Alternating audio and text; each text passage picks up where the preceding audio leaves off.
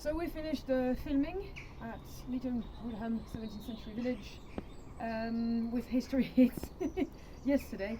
And for the moment I'm just clearing the tables, the kitchen, and you know what, if it's made of wood and it's non-treated or non-lacquered, not painted or anything, the best way is just to use the ancient methods. Salt, good use sand, a good scrubby brush and a lot of elbow grease. You need to scrub, really scrub the table with the grain of the wood. I'll show you that. And after that, just dousing it with boiling water, really hot water, so all the antibacterial all the antibacterial properties of the tannins inside the wood come to the surface, and you are super safe. All right.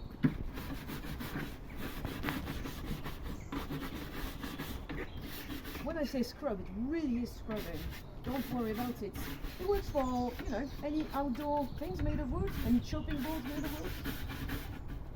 Hot water, scrubs, and bit of effort. And they will look very, you know, aged and vintage kind of thing.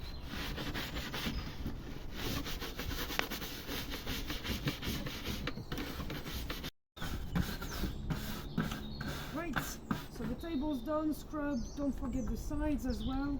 For the moment, I've got a pile of salt. Don't throw it on the ground. Just use it again or clean it. But yeah, it can damage basically the environment if it's a bit too salted. Otherwise a little bit, it's fine. Right, all done. You need boiling water to the kettle and a cloth. I would say, whoa, don't hesitate. All of it.